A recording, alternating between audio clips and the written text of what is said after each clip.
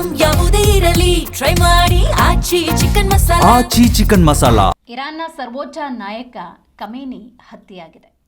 ಆದರೆ ಈ ಸಂದರ್ಭದಲ್ಲಿ ಅಮೆರಿಕ ಏನು ಹೇಳ್ತಾ ಇದೆ, ಇದು ಪ್ರಮುಖ ವಿಚಾರ. ಇರಾನ್ಗೆ ಮತ್ತೊಂದು ಎಚ್ಚರಿಕೆಯ ಸಂದೇಶವನ್ನು ರವಾನೆ ಮಾಡಿದೆ ಅಮೆರಿಕ. ಇರಾನ್ನ ಸರ್ವೋಚ್ಚ ನಾಯಕ ಖಮೇನಿ ಹತ್ಯೆಯ ನಂತರದ ಸಂದರ್ಭದಲ್ಲಿ ಇರಾನ್ ಮೇಲೆ ಅಮೆರಿಕ ತಾನು ದಾಳಿ ಮಾಡುವ ಎಚ್ಚರಿಕೆಯ ಸಂದೇಶವನ್ನು ರವಾನೆ ಮಾಡಿದೆ. ಟ್ವೀಟ್ ಮಾಡಿ ವಾರ್ನ್ ಕೊಟ್ಟಿದ್ದಾರೆ ಡೊನಾಲ್ಡ್ ಟ್ರಂಪ್. ಇರಾನ್ ಏನಾದರೂ ಪ್ರತಿದಾಳಿಯನ್ನು ಮಾಡಿದ್ರೆ ಅಮೆರಿಕ ಅದಕ್ಕೆ ಉತ್ತರವನ್ನು ನೀಡಬೇಕಾಗುತ್ತೆ ಅನ್ನುವಂಥ ಸ್ಪಷ್ಟ ಸಂದೇಶವನ್ನು ಅಮೆರಿಕ ಕೊಟ್ಟಿರೋದು. ಹಿಂದೆಂದೂ ಕಾಣದಂತಹ ಭೀಕರ ಉತ್ತರವನ್ನು ನೀಡಬೇಕಾಗುತ್ತೆ ಅನ್ನುವಂಥ ಸ್ಪಷ್ಟ ಸಂದೇಶವನ್ನು ಡೊನಾಲ್ಡ್ ಟ್ರಂಪ್ ನೀಡಿರುವುದನ್ನು ಟ್ವೀಟ್ ಖಾತೆಯಲ್ಲಿ ನೀವು ಗಮನಿಸಬಹುದು.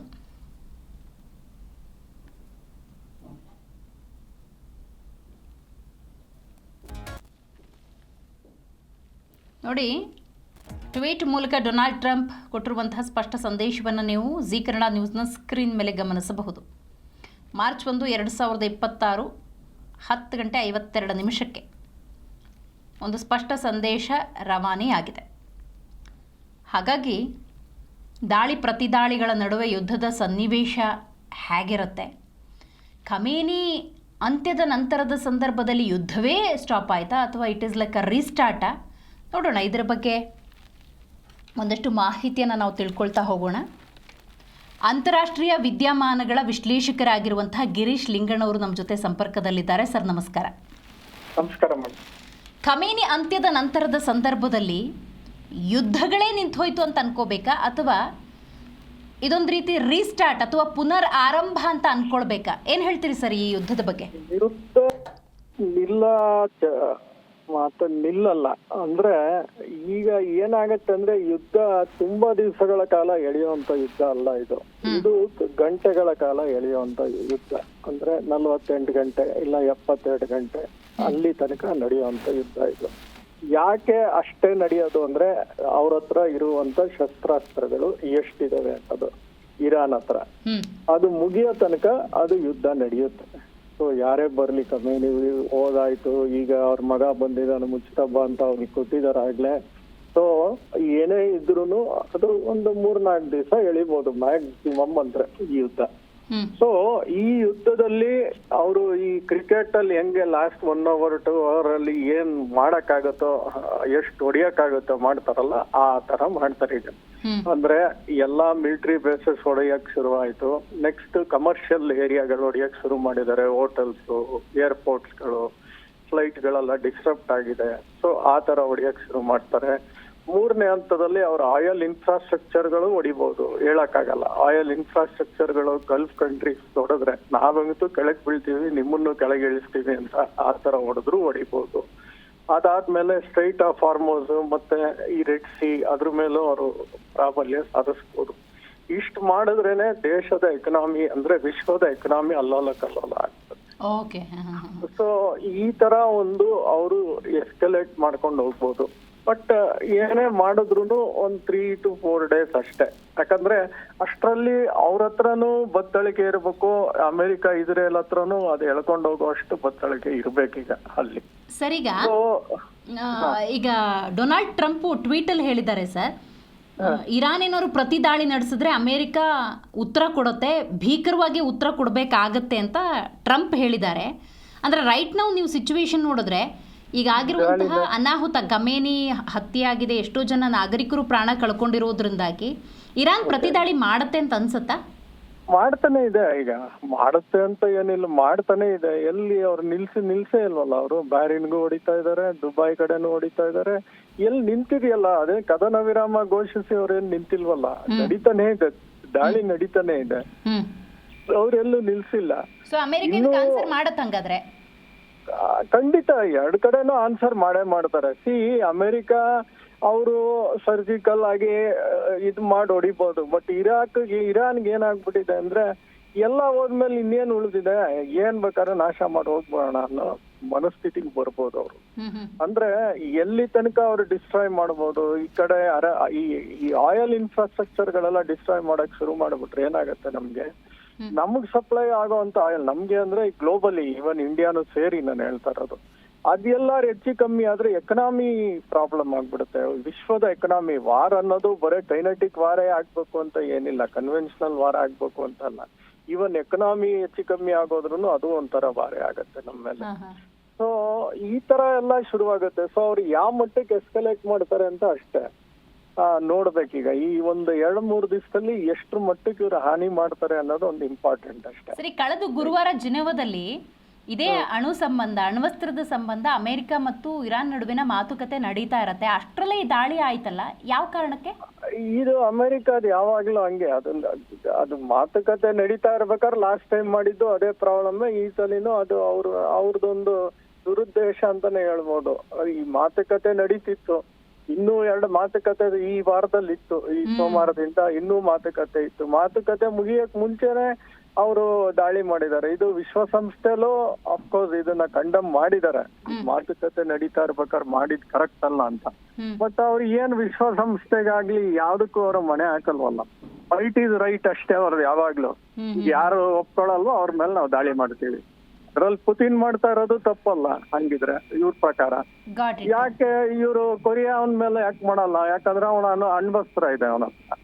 ಈಗ ಏನ ಪಾಠ ಕಲಿಸ್ತಾ ಇದಾರೆ ಇವ್ರು ಅಮೆರಿಕಾದವ್ರ ವಿಶ್ವದಲ್ಲಿ ಅಂದ್ರೆ ಎಲ್ಲಾರು ಅಣ್ವಸ್ತ್ರ ಇಟ್ಕೊಳ್ಳಿ, ಇಲ್ಲ ನಾವು ಈ ತರ ಎಲ್ಲಾರನ್ನ ಎದುರಿಸ್ಕೊಂಡೇ ಬರ್ತೀವಿ, ಈ ತರ ಒಂದು ಸಂದೇಶ ಸಾರ್ತಿದಾರೆ ಅಷ್ಟೇ. ಸರ್, ನನ್ಗೆ ಕುತೂಹಲ ಏನಂದ್ರೆ ಒಂದ್ ಕಡೆ ವಾರ್ ಸರ್, ಇನ್ನೊಂದ್ ಕಡೆ ಕ್ರೆಡಿಟ್ ವಾರ್. ನನ್ಗೆ ಅದ್ರ ಬಗ್ಗೆ ಜನಸಾಮಾನ್ಯರಿಗೂ ಬರುವಂತ ಡೌಟ್. ಈಗ ನೋಡಿ, ಆಪರೇಷನ್ ಸಿಂಧೂರ ಆಗಲಿ, ಉಕ್ರೇನ್ ಯುದ್ಧ ಆಗಲಿ, ಅಥವಾ ಯಾವುದೋ ಒಂದು ಯುದ್ಧದ ಸನ್ನಿವೇಶ ಇದ್ದಾಗಲೂ ಕೂಡ ಡೊನಾಲ್ಡ್ ಟ್ರಂಪ್ ಮುಂದೆ ಬಂದ್ಬಿಡ್ತಾರೆ.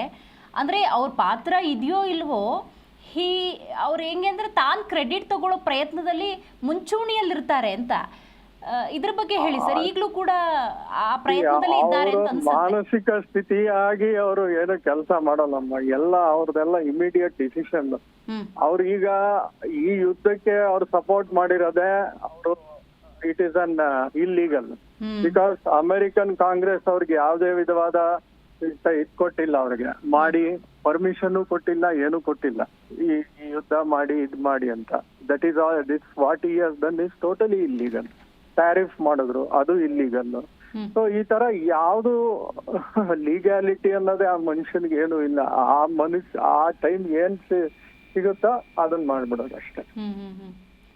ಜಾಗತಿಕ ಮಟ್ಟದಲ್ಲಿ ಯುದ್ಧದ ಪರಿಣಾಮಗಳು ಆರ್ಥಿಕತೆಯ ಮೇಲೆ ಎಷ್ಟರ ಮಟ್ಟಿಗೆ ಪರಿಣಾಮ ಬೀರಬಹುದು? ನೋಡಿ, ಈಗ ಸ್ಟ್ರೈಟ್ ಆಫ್ ಹಾರ್ಮೋಸ್ ಬ್ಲಾಕ್ ಮಾಡಿದ್ರೇನೆ 20% ಅಷ್ಟು ಗ್ಲೋಬಲ್ ಆಯಿಲ್ ಸಪ್ಲೈ ಆಗೋದನ್ನ ಸ್ಟಾಪ್ ಆಗುತ್ತೆ. ಇಂಡಿಯಾಗ ಅದ್ರಲ್ಲಿ 50% ಅಷ್ಟು ಬರುತ್ತೆ ಆಯಿಲ್. ಅಲ್ಲಿ ಬ್ಲಾಕ್ ಆಯ್ತು ಅಂದ್ರೆ ಇಂಡಿಯಾ ಆಯಿಲ್ ಪ್ರಾಬ್ಲಮ್ ಆಗುತ್ತೆ. ಮತ್ತೆ Iran at least 3-4% of oil all of the world ಅಲ್ಲಿ ಅಷ್ಟು ಆಯಿಲ್ ಸಪ್ಲೈ ಆಗ್ತಿತ್ತು ಚೈನಾಗೆ. 3.3 ಬಿಲಿಯನ್ ಬ್ಯಾರಲ್ ಪರ್ ಡೇ ಹೋಗ್ತಾ ಇತ್ತು. ಈಗ ಚೈನಾದು 90% ಅಷ್ಟು ಇರಾನ್ ಆಯಿಲ್ ಚೈನಾನೇ ಖರೀದಿಸ್ತಿತ್ತು. ಈಗ ಇದು ಸ್ಟಾಪ್ ಆದ್ರೆ ಏನ್ ಮಾಡುತ್ತೆ, ಚೈನಾ ರಷ್ಯಾಗ ಹೋಗುತ್ತೆ, ಬೇರೆ ಗಲ್ಫ್ ಕಂಟ್ರೀಸ್ ಇಂದಾನು ತಗೊಳುತ್ತೆ.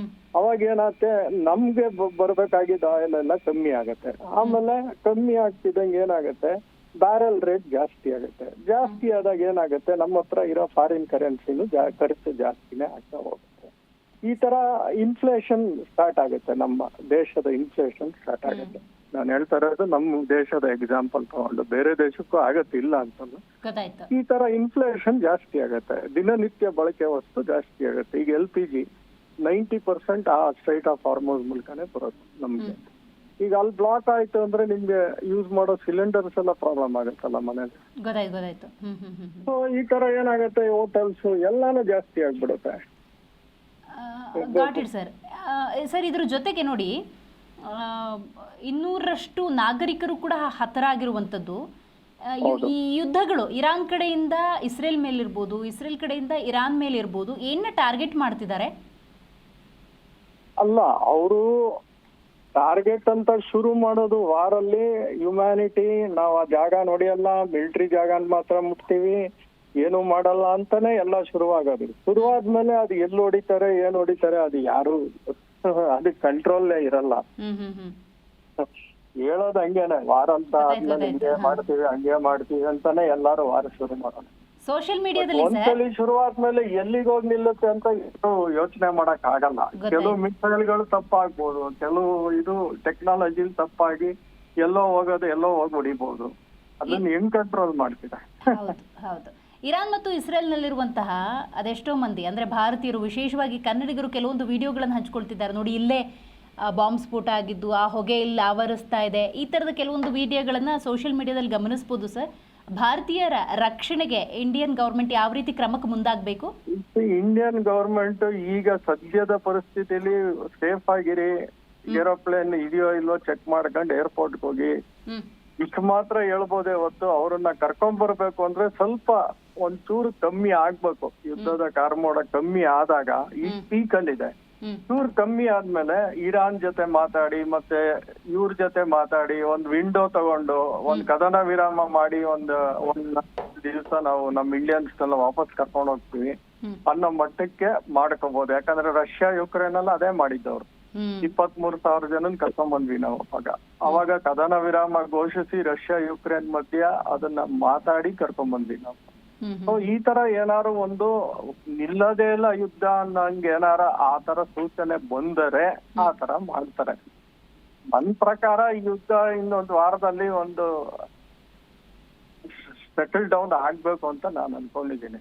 ಯಾಕಂದ್ರೆ ಇರಾನ್ಗೆ ಬೇರೆ ಯಾವ ದೇಶದ ಸಪೋರ್ಟ್ ಇಲ್ಲ. ಅಫ್ಕೋರ್ಸ್ ರಷ್ಯಾ ಚೈನಾ ಮಾಡಿದ್ರು ಮಾರಲಿ ಮಾಡ್ಬೋದು, ಇಲ್ಲ ಏನಾರು ಸ್ವಲ್ಪ ಸಪ್ಲೈ ಮಾಡಿ ಸುಮ್ನಾಗ್ಬಿಡ್ಬೋದೇ ಹೊತ್ತು ಮಿಲಿಟ್ರಿಲಿ ಹೋಗಿ ನಿಂತ್ಕೊಂಡು ಅವ್ರ ಪರವಾಗಿ ಓಡಾಡುವಂತ ಸ್ಥಿತಿಲಿ ಇಬ್ರು ಇಲ್ಲ. ಸೊ ಅದರಿಂದ ಇದು ತುಂಬಾ ದಿವಸ ಹೇಳ್ಕೊಂಡು ಹೋಗುತ್ತೆ ಅನ್ನೋದು ನನಗೂ ಡೌಟ್ ಇದೆ. Right sir, right sir. Thank you so much sir, Zee Kannada News ಜೊತೆಗೆ ಮಾತಾಡಿದ್ದಕ್ಕಾಗಿ.